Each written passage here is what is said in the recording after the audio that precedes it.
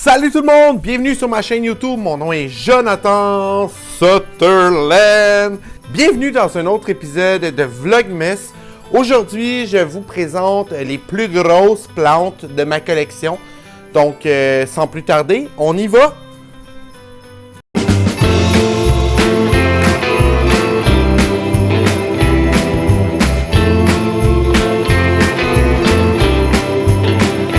Donc, la première plante que je veux vous présenter, c'est mon Monstera adansonii qui va so-so, mais il est dans ma salle de bain, donc beaucoup d'humidité et tout ça.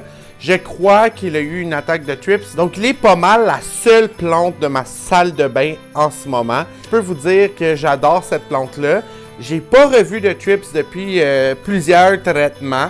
Donc, on se croise les doigts, mon ami, parce que je veux pas revivre ce cauchemar-là. Mon Monstera adansonii est dans une fenêtre nord et il m'a l'air de s'y plaire vraiment bien. Donc, je crois pas que c'est une plante très compliquée, mais je ne le conseillerais pas aux débutants. Tout simplement parce que je trouve que c'est une plante...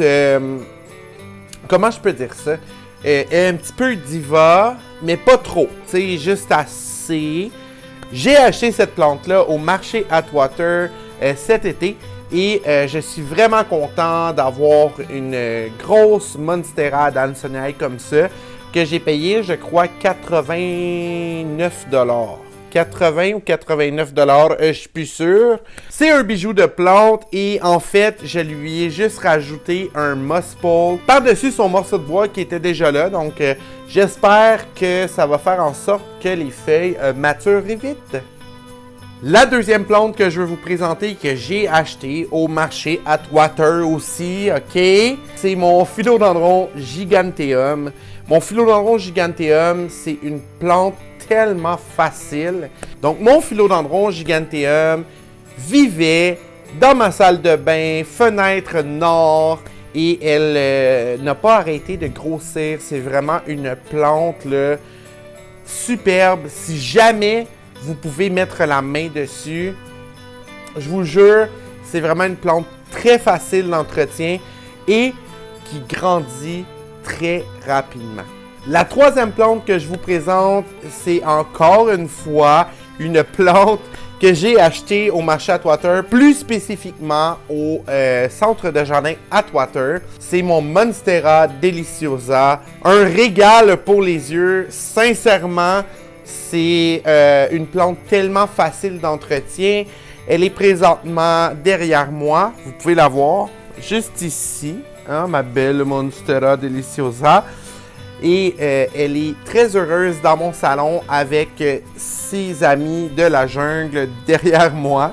Et c'est probablement la plus grosse plante de ma collection en ce moment. Donc, j'ai bien hâte de voir ça grandir. Je peux vous dire une chose. Les stems sur cette plante-là là, sont aussi gros que mes bras. Hein? Je sais, j'ai pas des gros bras pour un homme, mais la plante en tant que telle, elle est énorme et j'espère pouvoir la voir s'épanouir pour plusieurs années. La prochaine plante que je vous présente, j'avais pas d'identification sur cette plante-là juste. Et une personne d'entre vous qui regarde mes vidéos a réussi à identifier ma plante. Et supposément que ça serait un Philodendron tuxlanum, qui est maintenant sous le nom de Philodendron sagitifolium. Mais par contre, la mienne me montre des signes de variation, donc ça se pourrait que ce soit un Sport Variegated. C'est comme un peu les Monstera. Les Monstera, vous pouvez avoir la chance de trouver un Sport Variegated. Une variation, dans le fond, qui est vert sur vert. Donc, c'est vraiment une belle plante. Le derrière des feuilles est d'un rouge très sombre et j'adore cette plante-là. Et j'ai acheté cette plante-là back in the days au centre de jardin Brossard. Et j'ai payé une peanut pour cette plante-là. Donc, voilà. Philodendron sagitifolium. La dernière plante que je veux vous présenter, je l'ai achetée aussi au centre de jardin Brossard et c'est mon Rhaphidophora tetrasperma. Regardez-moi ça, elle est énorme. Je l'ai achetée à 30% de rabais lors de ma dernière visite de Vlogmus justement et vous allez la voir aujourd'hui, mais vous allez la revoir éventuellement dans les épisodes de Vlogmus justement. J'avais déjà un Rhaphidophora tetrasperma à la maison, mais c'est juste comme 2 ou 3 tiges qui poussent et j'ai eu des trips dedans l'année dernière.